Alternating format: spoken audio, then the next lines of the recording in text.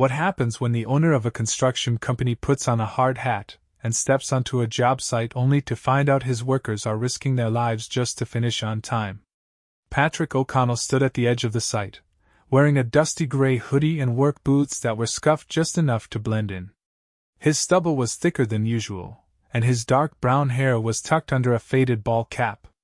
No one would have guessed he was the CEO of the 10-location construction company started by his father 35 years ago. He'd never met the crews at this location. Most of the workers had been hired in the last couple of years, and this site was a newer addition to the company's portfolio. The only people who knew what he looked like worked at the central office, and this crew had never set foot there. Patrick had started feeling uneasy after a few delays and vague reports from this job site. The district manager, Ray, kept saying things were on track, but Patrick had been in construction long enough to know when something smelled off. So he decided to go undercover for a week as a temp worker named Rick. The foreman, a guy in his early 40s named Dale, didn't ask many questions when Patrick showed up that morning. "All right, Rick," Dale said, tossing him a neon vest. "We're short one guy today, so you'll be with Marcus and Ty on the east wall." Patrick nodded and followed the two other workers. Marcus was lean, dark-skinned, with sharp eyes and a quiet way of working. Ty was younger, white, maybe 22, full of nervous energy. They didn't talk much at first, just handed him tools and kept moving. By noon, Patrick's back ached and his hands were blistered. He was rusty. He hadn't done real labor in over a decade. He dropped a board and cursed under his breath. Marcus glanced at him. "You good?" "Yeah," Patrick said, trying to catch his breath. "Just not used to this pace." Marcus gave a half laugh. "You'll either adjust or quit. That's how it goes here." They ate lunch on overturned buckets under the frame of the unfinished house. Marcus offered half his sandwich. Patrick waved it off. "You always this generous?" Marcus shrugged. "We help each other out. Management sure isn't gonna." That caught Patrick's attention. "What do you mean?" he asked. Ty wiped sweat off his face. "We're behind schedule. Dale's been pushing us hard. No overtime pay, and if you complain, you're off the schedule the next day." Patrick narrowed his eyes. "Is that even legal?" Marcus looked away. "Doesn't matter. We all need the work." Patrick nodded slowly. He'd inherited the company 7 years ago, and while he'd focused on expanding and bringing in big clients, he hadn't realized how far removed he'd become from the day-to-day. Later that afternoon, Dale barked orders from across the frame. "Rick!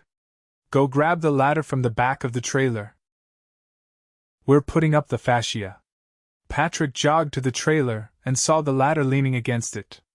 He froze. The thing was a mess. One of the joints was held together with duct tape, one leg wobbled, and the rungs were dented. It looked like it hadn't passed a safety check in years. "Hey!" Marcus called from the roof. "You bringing it or what?" Patrick grabbed the ladder and walked it over, but stopped just before setting it up. He looked up at Marcus. "You guys use this?" "Every day," Marcus said. Patrick's jaw clenched. "This thing is a death trap." "It's all we got," Marcus said. "Management won't approve a new one." Patrick turned sharply. "Dale!" he shouted. Dale looked annoyed. "What now?" "This ladder's not safe." Dale walked over and snatched it from Patrick. "It's fine. We've been using it for months." Patrick stepped in front of him. "No one's climbing this. We're done for the day until this is replaced." Dale narrowed his eyes. "You don't get to make that call, temp." Patrick's voice dropped. "Actually, I do." Dale blinked. "What?" Patrick took off his cap, wiped his forehead, and looked Dale straight in the eyes. "My name's Patrick O'Connell. I own this company. And I'm shutting this job down until I figure out what the hell's been going on here." Silence fell over the site. Ty slowly climbed down from the scaffolding. Marcus just stood there, stunned. Dale's face went pale. "Wait. You're the?" Patrick nodded. Yeah. And we need to talk. The site was dead quiet after Patrick's reveal, tension hanging in the air thicker than the dust on the job trailer's door. No one moved. The wind kicked up a plastic tarp, snapping it against a pile of lumber. Dale's jaw worked, but no words came out. Patrick turned to Marcus and Ty. Get your tools packed up. Go home for the day, full pay. He paused, scanning the scattered crew. That goes for everyone. We're hitting pause until I figure out what's going on. Safety's not optional. The crew hesitated, unsure whether to believe him. Patrick raised his voice. You're not getting penalized. If anyone gives you trouble for following this order, I want to hear about it directly. Understood? This time, there were nods. People started moving slowly at first, then with purpose. Ty gave him a lingering glance as he walked off toward the parking area, his expression guarded but not angry. Patrick waited for the last truck to pull away before turning back toward Dale. Inside, he said, motioning to the job trailer. Once they were alone, Dale crossed his arms and leaned against the wall like nothing had happened. You want to explain how that ladder's still in rotation? Patrick asked. Dale shrugged. It works. You're blowing this out of proportion. Do you even do regular site inspections? I cover what needs to be covered. We've had no injuries. That's luck, not management, Patrick said. Where's your safety binder? Dale gestured toward a dented metal cabinet in the corner. Patrick opened it. Empty. Not even a clipboard. Where's the binder? He asked again, sharper this time. We stopped keeping it updated. Every week, it was another form. Guys don't read them anyway. Patrick shut the cabinet with a bang. That's not your call. You don't get to decide which safety protocols are convenient. Dale ran a hand through his thinning hair.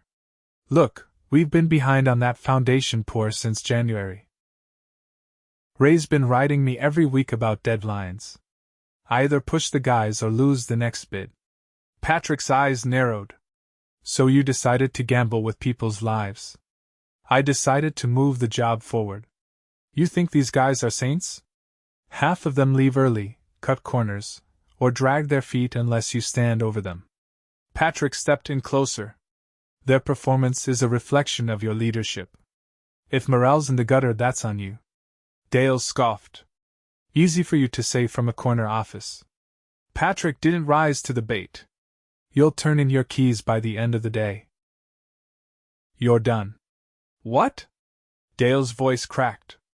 I'm not negotiating. You're finished here. Dale's face turned red, but he didn't argue. Deep down he knew. Patrick stepped outside, took a breath, and pulled out his phone. He called his assistant at the main office. I need Ray on site tomorrow morning. No calls. In person. He hung up without waiting for confirmation. That night, Patrick didn't go back to the hotel. Instead, he drove out to a diner 2 blocks from the site, the kind of place with cracked vinyl booths and a jukebox that hadn't worked in years. He found Marcus sitting alone at the counter, a plate of hash browns pushed half-eaten in front of him. Patrick slid onto the stool beside him. Marcus didn't flinch. Didn't expect to see you here. I didn't expect to find what I did today. Marcus took a slow sip of his coffee. Why didn't you report it? Patrick asked. To who? Dale? Ray? They're the same. They shut you down if you push back. I've seen guys lose hours just for asking for gloves that aren't torn. Patrick nodded. You've been here how long? 14 months. I've been in this trade since I was 17. Framing, demo, site prep, you name it. You've got leadership instincts. I saw the way the others looked to you. Marcus kept his eyes on the counter. Doesn't mean much when the foreman's got final say. Patrick leaned forward slightly. That's changing. Starting now. Marcus looked at him for the first time since he sat down. You serious? I'll be back on site tomorrow. I need someone who knows what's really happening day to day. Someone I can trust. I'm not looking for favors. This isn't a favor. It's a chance to fix what's broken. You in? Marcus didn't answer right away. Then he gave a small nod. Yeah. I'm in. The next morning, Patrick arrived before sunrise. The crew trickled in slowly, unsure what to expect. Ray rolled up in a black SUV just after 7, stepping out with his usual forced smile and clipboard under one arm. Patrick met him at the edge of the lot. Walk with me, he said. Ray's smile faded the moment they were out of earshot. You want to explain why this site's been running without updated safety logs or functioning equipment? Ray shifted. We've had some turnover. Dale assured me Dale's gone. Ray blinked. What? I fired him yesterday. You're lucky your name wasn't next. Ray held up a hand. Let's not be rash. This isn't rash. It's late. You've been signing off on his reports. I didn't know, then you weren't doing your job. Ray fell silent. Patrick stopped walking. You will not communicate with this crew without my say-so. You will bring in an outside safety consultant by end of day. And you're not leaving this site until every piece of equipment is inspected and logged. Ray opened his mouth, but Patrick cut him off. You've lost the right to improvise. Ray swallowed hard and nodded. Patrick turned back toward the crew, who were now gathered near the frame. He climbed onto a stack of lumber to address them. You all know who I am now. Yesterday wasn't a one-off. I'm staying here until we've got this site running the way it should be. That means safe equipment, fair hours, and respect both ways. No one said anything, but people were listening. I'm not going to pretend everything's fixed. But I'll earn your trust if you give me the chance. Starting today, Marcus will be taking over as acting crew lead. There were a few surprised glances. Marcus stepped forward, clearly uncomfortable with the attention. Patrick continued. If he gives you direction, it's coming from me. You don't like it, bring it to me directly. And if anyone threatens, mocks, or retaliates against another worker for speaking up, I don't care who you are, you're gone. No warnings. This time, someone near the back muttered. About damn time. Patrick climbed down and walked the length of the site, inspecting every tool, every harness, every scaffold. Nothing was assumed. Everything was checked. By noon, he was covered in sweat and dust again, but he hadn't felt this grounded in years. As he passed the trailer, he spotted Ty standing alone, staring at his phone. His face had a hard edge to it that hadn't been there the day before. You all right? Patrick asked. Ty looked up. My uncle's a roofer out in San Jose. Fell through a rotten sheet last year. No harness. Broke his spine. Patrick didn't respond right away. That ladder yesterday, Ty continued. Same thing could have happened to any of us. Patrick nodded once. It won't happen again. Ty's jaw tightened. You sure? I'm here, aren't I? Ty studied him for a moment longer, then gave a slow nod. All right. Patrick walked off, the sound of hammers picking up behind him like a rhythm he hadn't heard in too long. There was still a long road ahead. But for the first time in a while, he could see where it started. The third day started colder than the others. A thin fog clung low to the ground, dampening the plywood and muting the early morning sounds of the crew arriving. Patrick stood near the edge of the site, arms crossed, watching as the team trickled in, still cautious, still unsure if the changes would stick. Marcus was already walking the perimeter with a clipboard, his eyes scanning the new safety gear that had arrived late the previous evening. Harnesses, gloves, and a fresh set of hard hats sat organized under a tarp. Patrick had stayed late helping him inventory every item, making sure nothing was skipped. He spotted Ty stepping off the back of a pickup, his gait slower than usual.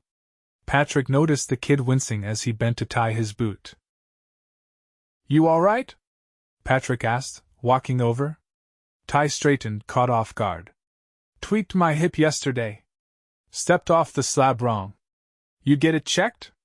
Clinic wants 2 days off and a doctor's note. I can't afford that. Patrick nodded once. You're not climbing anything today. I'll have you help with ground prep and tool checks. Still full pay. Ty hesitated. You serious? Patrick didn't repeat himself. He just motioned toward the staging area. Ty gave a quick nod and limped off, lighter on his feet. Marcus met Patrick halfway across the site. We've got 3 guys out. 1 called in sick, 2 didn't say anything. Patrick glanced at the time. How's the schedule? We'll be tight, but we can manage if we reassign a few tasks. Problem is the framing crew's short. Might need to hold off on the trusses. Then we hold off, Patrick said.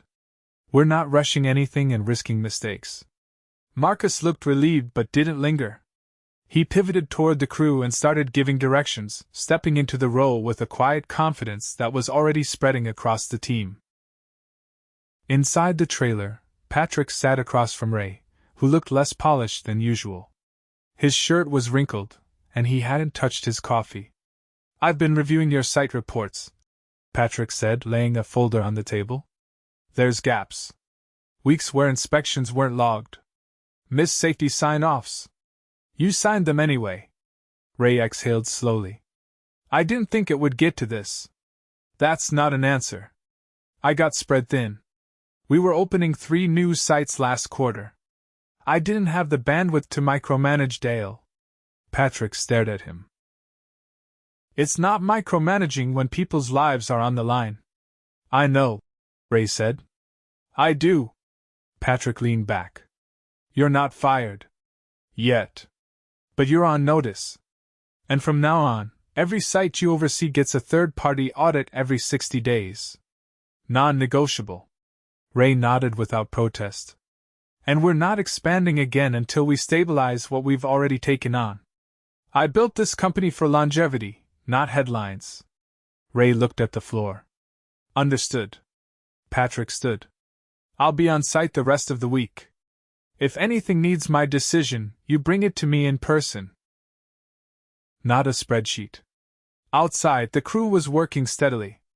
There was no shouting, no panic, just the rhythmic sounds of tools and conversation. Patrick noticed a younger laborer, skinny, maybe barely 18, struggling with a concrete mixer hose. The kid was losing control of the pressure, and slurry was spraying in uneven arcs across the rebar.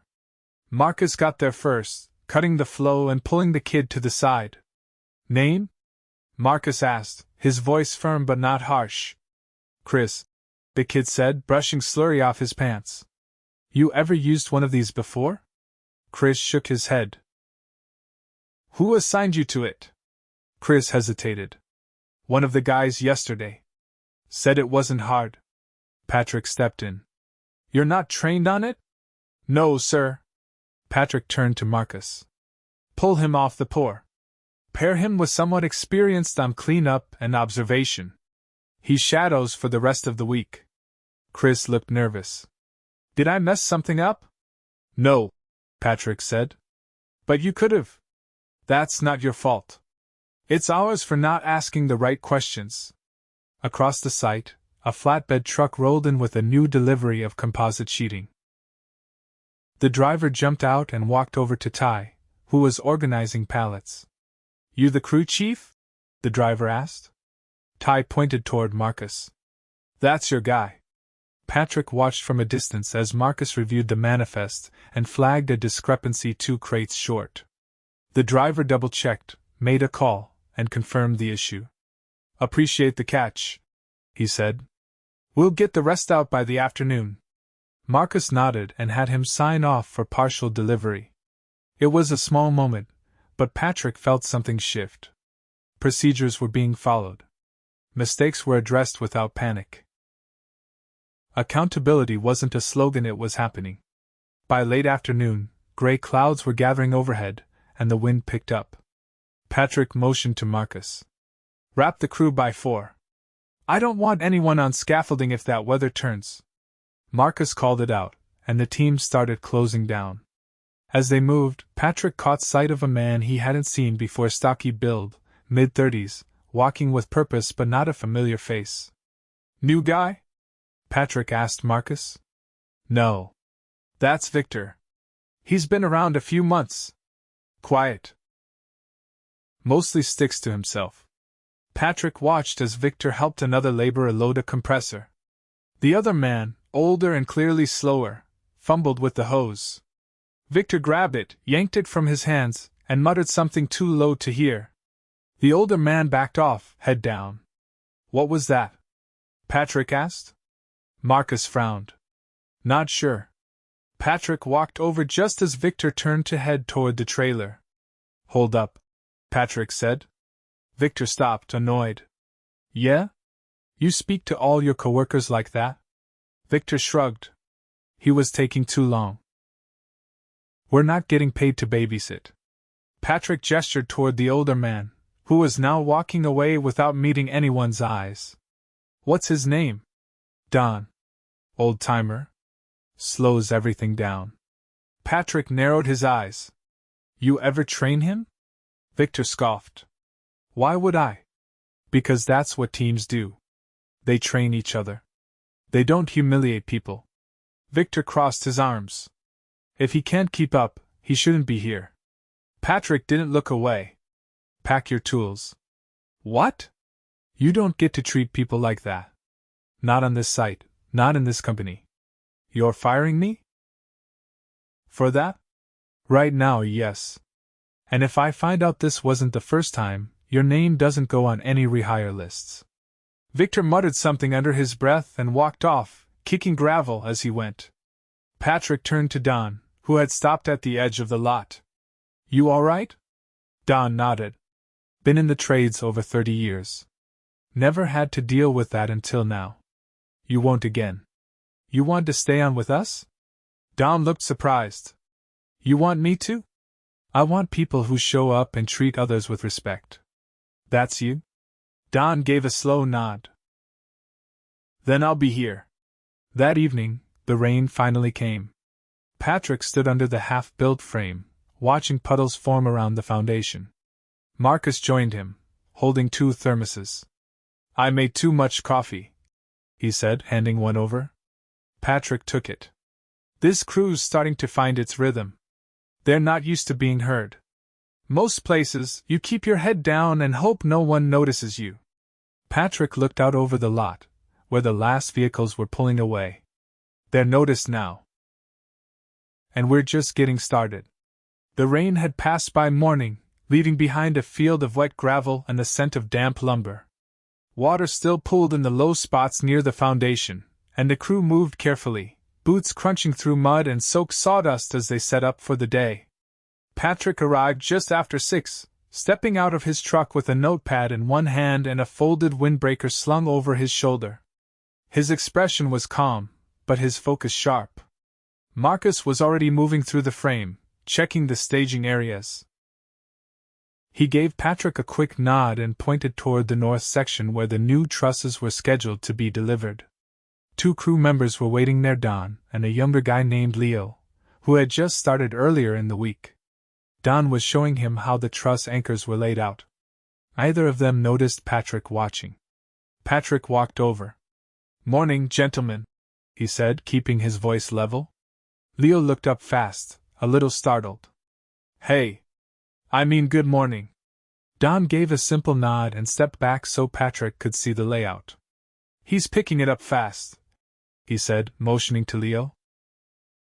Ask good questions. Doesn't pretend to know what he doesn't. Patrick turned to Leo. You feel like you're getting the right support? Leo hesitated. Yeah. Don's been patient. He's not rushing me. That's the right way to do it, Patrick said. Keep going like this. He walked a few steps away and made a note in his pad. Quiet leadership was often the most effective. Don didn't talk much, but his presence was steady. The kind of example you built teams around. Inside the trailer, Ray was waiting for him with 2 sets of reports. One from the outside safety inspection that had wrapped the previous evening, and one from HR about the last 2 weeks across all active sites. Patrick flipped through them without sitting down. 2 of our other sites had near misses last month, he said, not looking up. No reports were filed. Ray shifted in place. I just saw those this morning. I already reached out to the site coordinators. They've been instructed to submit full incident breakdowns by end of week. Patrick closed the folder. That's not fast enough. Ray opened his mouth to respond, but stopped when Patrick raised a hand. I'm restructuring how we do internal oversight. From now on, safety reporting bypasses you. It goes directly to a third-party compliance officer who answers only to me. Ray's face stiffened. You don't trust me to handle it? I trust you to do what you're used to. That's the problem. Ray said nothing. Patrick continued. You're not removed, but your role's changing. You'll oversee scheduling and logistics only. No more site-level authority. You'll train your replacement starting next week. Ray looked like he'd been slapped, but he nodded once. Understood. Patrick gave him a long look. No one's forcing you to stay. I know, Ray said. But I will. I want to be part of fixing this. Patrick left the trailer without another word. Outside, the crew was beginning to unload the trusses. The rain had slowed progress, and the mood was tense, people moving fast, trying to make up time. Patrick caught sight of Victor's replacement, a guy named Caleb, helping shift the load. He was strong, but his hands moved like someone who hadn't done much framing before. Marcus was shadowing him closely. Patrick joined them just as a truss slipped slightly off the forks and tilted sideways. Stop, Marcus said sharply. Lower it 6 inches and reset. The forklift driver did as told. Caleb adjusted his grip and steadied the load. Better, Marcus said. But don't muscle these. Let the machine do the work. Patrick stepped back and watched. Caleb would need time, but he listened. That mattered more than raw ability. At lunch, Patrick didn't retreat to the trailer. He sat on an overturned bucket near the back of the frame, eating from a brown paper bag. Across from him, Ty and Leo were sharing a bench, talking quietly about the framing schedule. Don sat nearby with a thermos and a small notebook, occasionally jotting something down. Marcus approached with 2 bottles of water and handed one to Patrick. We're behind by a day and a half, Marcus said. We can make up some of it by shifting the anchor plate pour to Saturday. That'll give us a clean handoff to the electrical team Monday. Patrick nodded.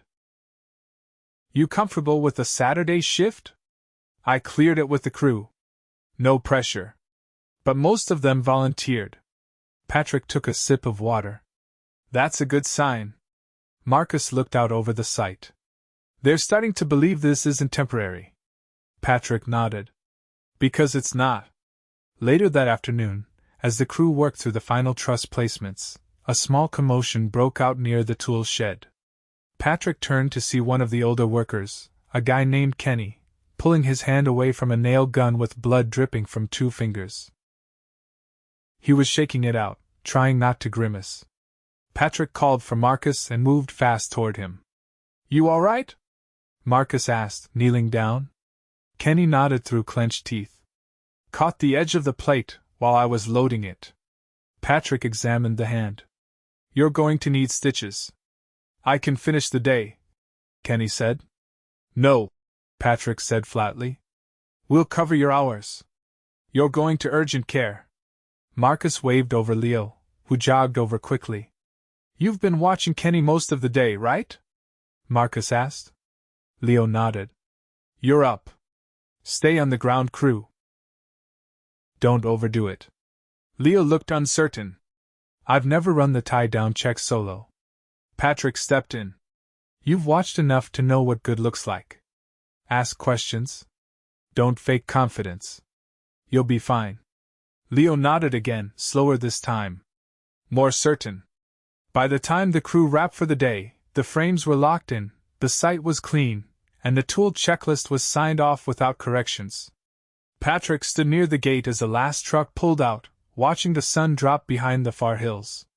Marcus joined him, arms crossed. You think this holds? He asked. It will, Patrick said. But not because I'm here. Because you are. Marcus looked at him. I'm making your role permanent, Patrick said. You'll lead this site to close out, Then take over training for our new foreman. We need your judgment in more places than one. Marcus nodded slowly. I'll take it. But I want to build something better than what I came up in. You will, Patrick said. You already are. That night, Patrick didn't head back to the hotel. He drove to the local union hall and met with the regional rep. They talked for over an hour about new hiring pipelines, apprenticeships, and how to better support workers aging out of field roles but still capable of mentoring. When he finally returned to his truck, the parking lot was empty. He sat there for a long while, staring at the dash. This job had started as a check-in, a way to confirm what he already suspected. But it had turned into something else, a reckoning. Not just with his team, but with himself. He had inherited a legacy, but it was his to shape now. And he would not build it on silence, shortcuts, or fear.